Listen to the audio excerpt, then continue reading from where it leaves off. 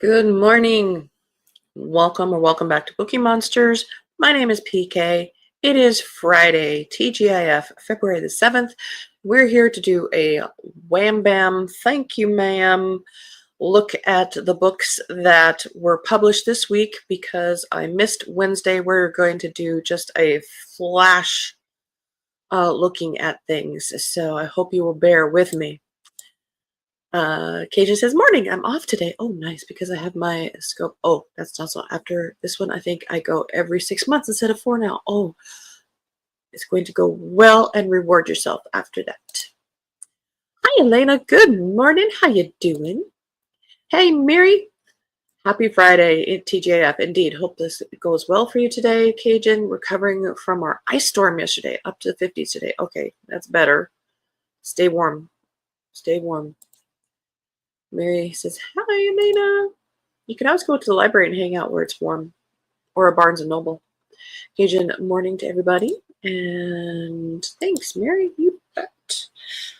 Well, here, winter is back and staying for a while. It is snowing.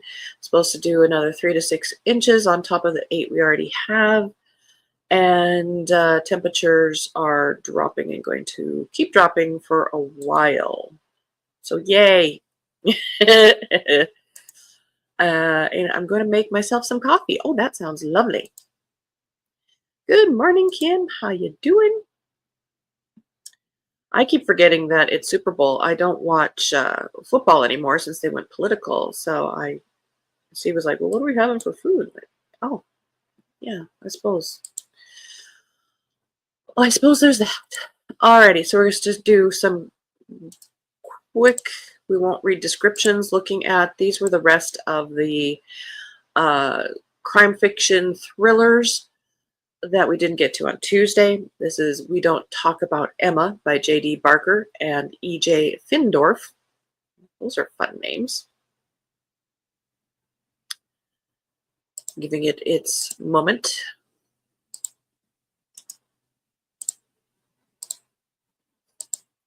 The Ruins by Steve Wick. Set in 1954, it looks like.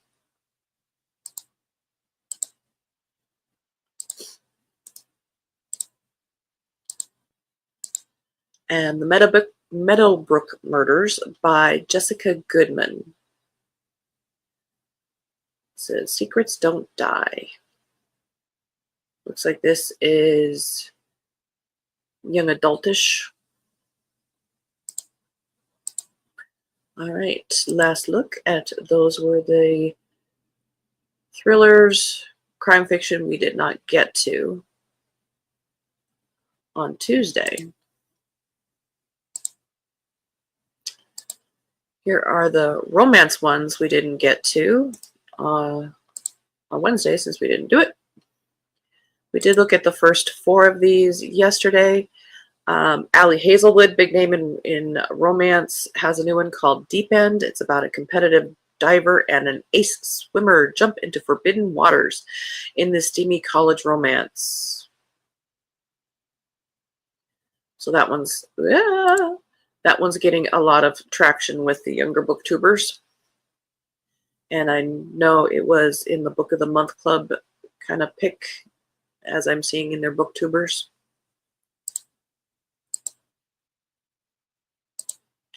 Tessa Bailey has a new one, another name amongst that crowd.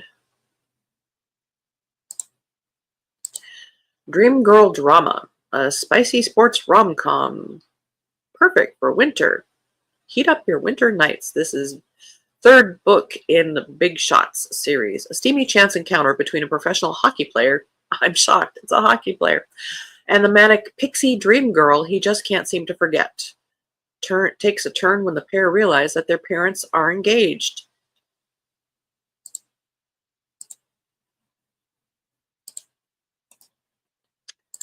Carly Phillips has a new one. Just One More Temptation, Sterling Family book number 4. He's a grumpy single dad who's serious and uptight. She's a younger free spirit who's sunshine and light. How many tropes can we get in there?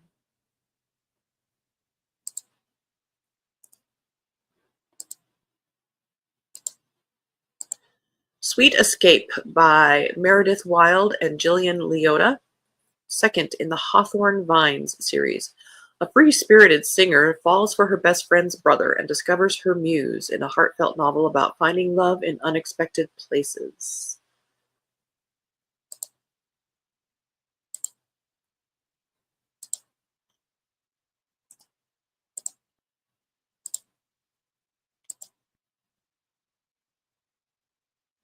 A 40-Year Kiss by Nicholas Butler.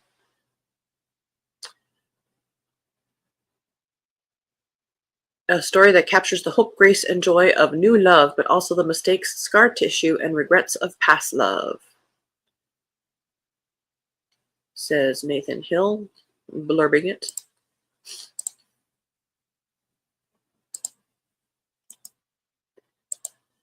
And this one, I always want to, I look at it, I look at the cover and I say, I want to say all growed up, but it's not. It's All Gowned Up by Jen Haymore. She's not exactly a lady, it says. So it looks Regency-ish.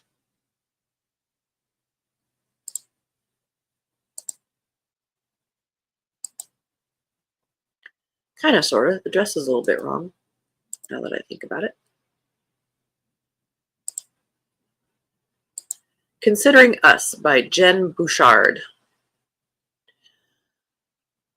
The sweetest second chance romance that will warm your heart to the end, says Caitlin Moss. Looks like this is about a basketball player with a craving for cookies. And I bet she is just the baker to bring them to him.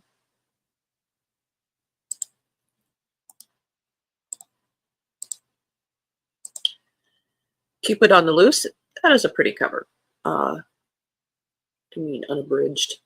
By John J. Jacobson. It's like, I'm clicked on the hardcover, but it's talking like it's the audiobook. Let's go to the Kindle. A romantic comedy about the exuberant intoxication of amore and its often hilarious antics. But I think that is a very pretty cover. All right, those are the romances that were published this week.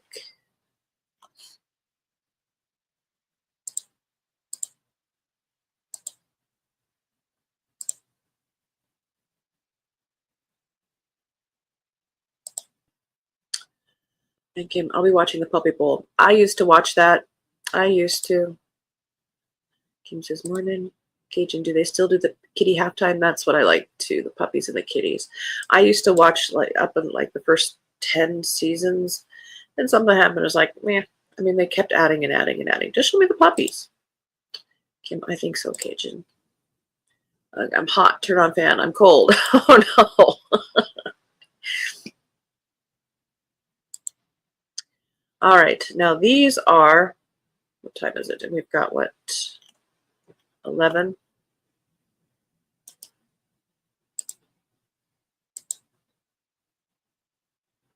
We'll do maybe first paragraph. Puppied to Death by C.B. Wilson, 9th in the Barkview Mysteries. A murder, an ancient secret, and a puppy you can't help but love. Well, there's a beagle, of course. A desperate call from her sister sends investigative reporter Kat Hall on a rescue mission to Hawaii, but when she arrives, it's more than she bargained for. Not only is a tea sommelier found dead, but a mischievous puppy has turned the crime scene into a dog's breakfast. And to top it off, Kat's sister, Lani, has gone missing. Is she a witness or on the run?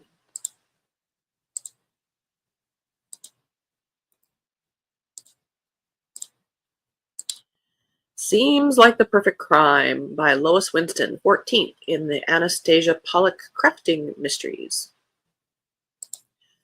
When staffing shortages continue to hamper the Union County Homicide Squad, Detective Sam Spader once again turns to his secret weapon, the reluctant amateur sleuth Anastasia Pollock. How can she and husband Zach Barnes refuse when the victim is their new neighbor, who is a Revolutionary War reenactor? Interesting.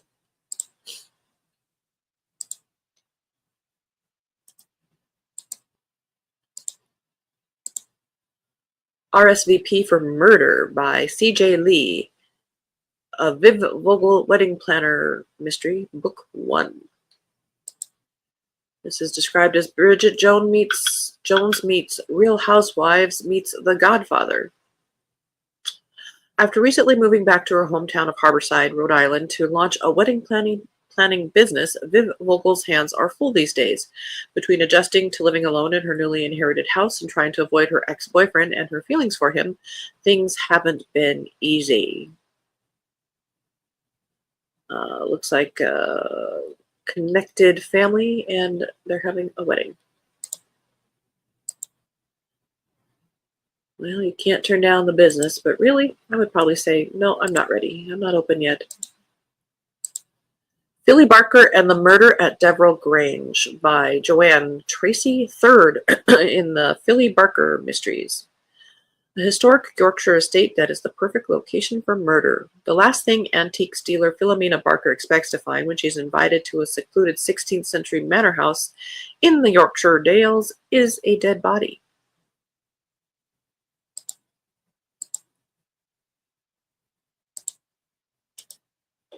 MJ Tro has a new one. 19th in the Schoolmaster Murder Mysteries, Maxwell's Academy. Meet Peter Maxwell, film buff, golden-hearted cynic, bow-tied eccentric teacher, and reluctant amateur sleuth. When Fiona Braemar, the no-nonsense new head of Layford High, starts swinging the axe on staff jobs, Maxwell decides to dig into her shadowy past. To his shock, he finds she doesn't seem to have one. And then there's murder.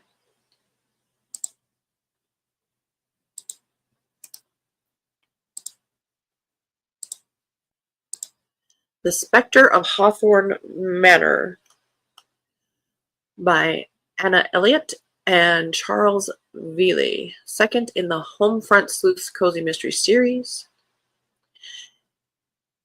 Ghostly Whispers, Shocking Secrets, and a Pomeranian on the Loose. England, 1941. Evie Harris doesn't believe in ghosts, not even when she spots a glowing figure outside her bedroom window in the quiet village of Crofters Green. But when the same eerie specter is seen by Lord Hawthorne, tied to a long-buried family scandal, even Evie starts to wonder if the past is haunting Hawthorne Manor. End of that row.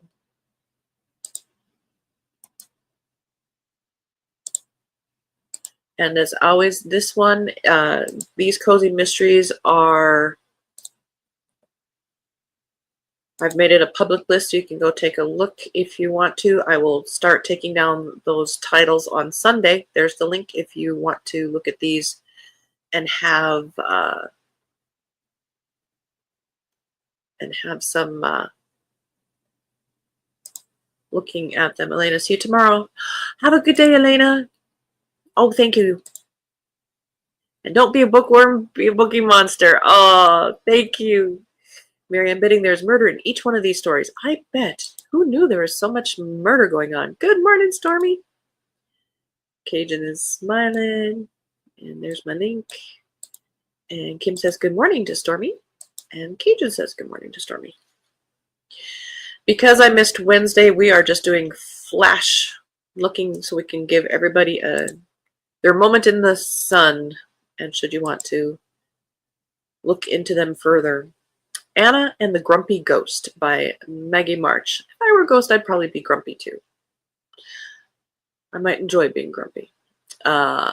First in the Grumpy Ghost series.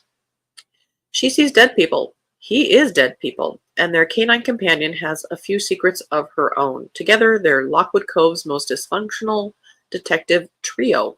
When aspiring romance novelist Anna McGuffin relocates to Lockwood Cove, she's hoping for a quiet retreat to jumpstart her writing. Not a haunted mansion complete with a grumpy ghost and a mischievous stray dachshund. Her lifelong secret, she can see the dead.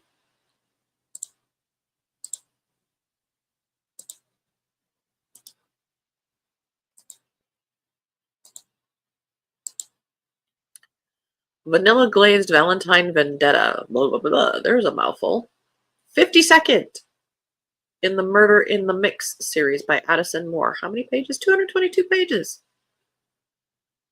Valentine's Day is around the corner, and so is a double wedding and a double homicide. Cupid is busy, but so is a killer. This Valentine's Day, the only thing more heart-stopping than a kiss might just be murder. And it says, "My name is Lottie Lemon, and I see dead people." Wow, that's also a huge thing.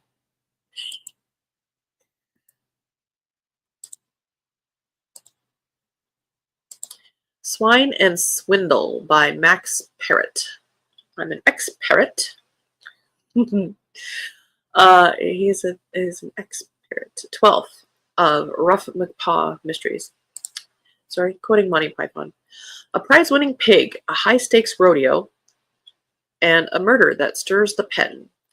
Angela Atkinson thought the annual Hummings Hollow Rodeo would be nothing more than an entertaining day of livestock shows and barbecue, but when the brash and competitive pig farmer Bram Cole is found dead in his trailer, surrounded by overturned furniture and wads of unexplained cash, the rodeo grounds erupt into chaos. With his prize pig Thunder ready for the race of the year, Bram's untimely death leaves more questions than answers.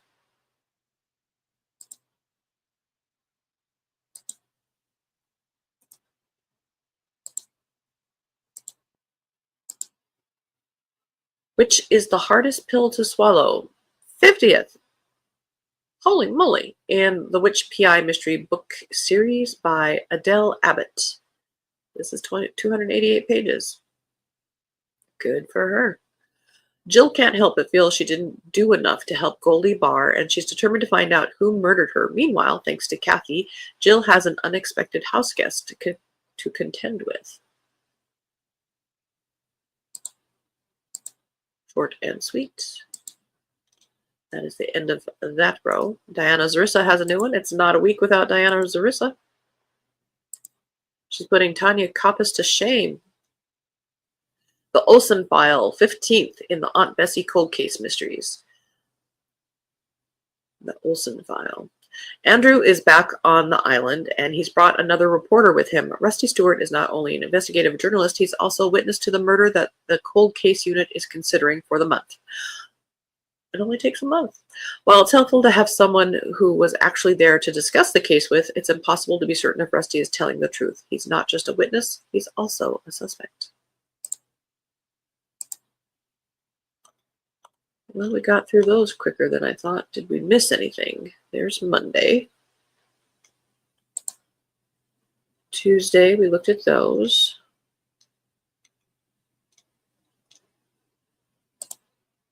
Wednesday.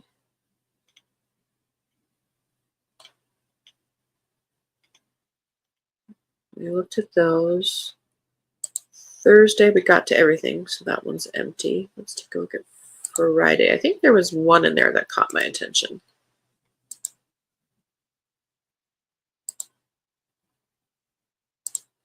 Enemy of My Dreams. It looks like fantasy, but it's not. It's Roman.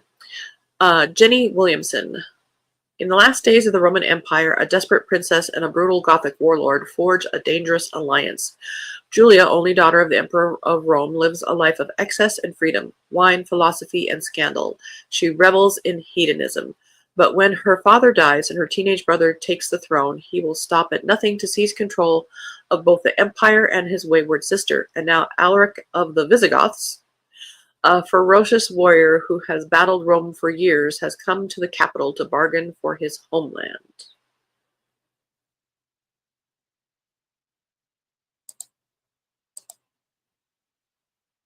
All right.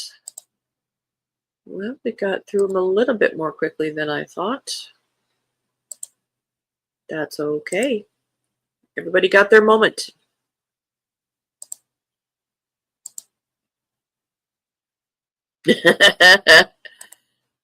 Cajun, I need the brain today, please. I was thinking if I were a ghost, I'd be grumpy too, as was coming out of your. Oh no! I tell you, twinsies. Cajun, he's resting. He's resting. All righty. And Stormhead said hi to everybody. Well, apologize. The week was a little wonky because of Wednesday not having internet. So I appreciate you guys, and I figured you guys would want your Saturday, so we're not going to have an extra show that way. Sprinting wise, I don't have sprints on Friday night. We will have them tomorrow afternoon, starting at 3 p.m. Eastern. They'll go for 5 hours. Bring your own book. Work on a project. I need to find something for retro romance. I'm tending now towards maybe spy. So we will, the Regency thing. We'll see. Have a great day, y'all. Back at you, Kim. Hope you have a very good day. Everybody be safe, be warm. As I mentioned at the beginning, we are having huge winter starting today. It is currently snowing. We're supposed to get 3 to 6 more inches on top of the 8 we have. And it's going to be cold next week. Highs in the single digits, lows in the negatives. Okay, just hope everyone has a good day. Stay warm and dry. See you tomorrow. Back at you, baby. Mary, yes, it's been wonky. Ice all melted and internet is back. I know you just have not sure about power for many. I was lucky and kept mine. Oh, I'm so glad. Have a great day, everyone, and weekend. Stay warm and safe. Snuggle up with a good book all weekend. I'll do my best.